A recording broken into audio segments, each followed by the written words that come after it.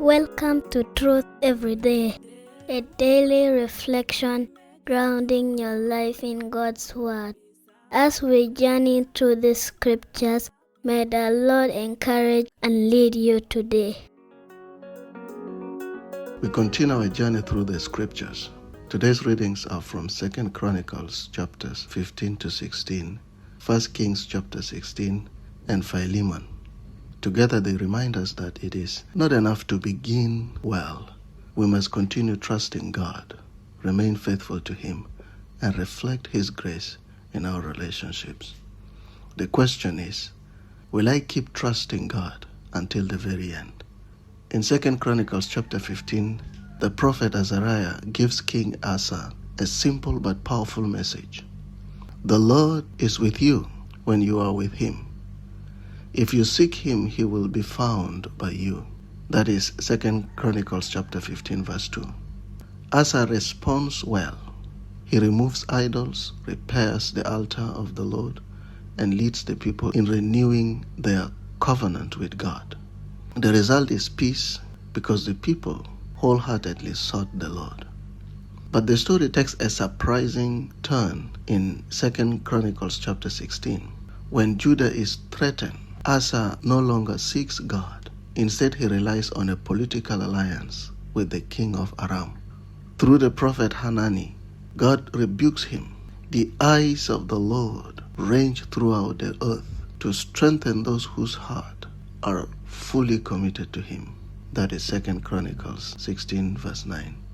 Sadly, Asa refuses correction and finishes his reign relying more on human strength than on God. His story reminds us that faithfulness is not only about how we begin, it is about how we finish. That same pattern appears in 1 Kings chapter 16. One king after another turns away from the Lord. Baasha, Ela, Zimri, Omri, and finally Ahab. All chose idolatry over obedience. Of Ahab, scripture says in 1 Kings chapter 16 verse 30, he did more evil in the eyes of the Lord than any of those before him. These chapters show what happens when leaders reject God's way.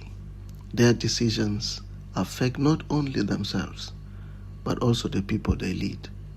This makes the message of Philemon especially beautiful. Instead of power and conflict, Paul speaks about grace and reconciliation. He writes on behalf of Onesimus, a runaway slave who has become a believer in Christ. Paul urges Philemon to receive him back, no longer as a slave, but better than a slave, as a dear brother.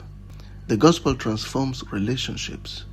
In Christ, people are no longer defined by their past, their status, or their failures.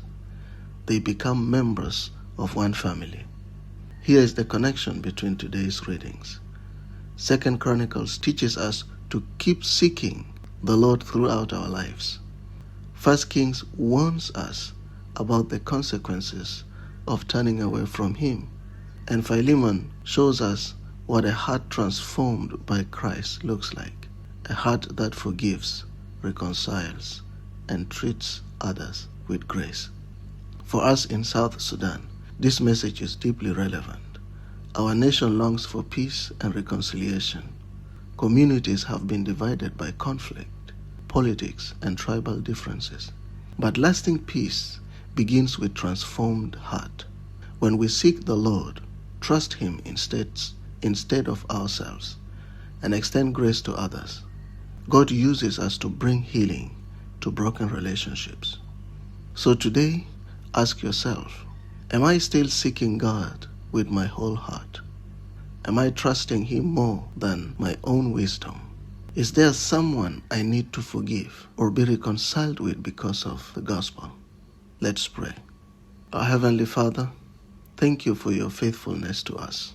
Help us to seek You every day and never depend on our strength.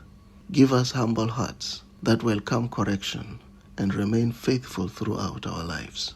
Fill us with the grace of Christ so that we may forgive others, pursue reconciliation, and become peacemakers in our families, churches, communities, and our nation. In Jesus' name, amen. Thank you for joining us on Truth Every Day. If this episode has encouraged you, share it with a friend and remember to subscribe. See you in the next episode.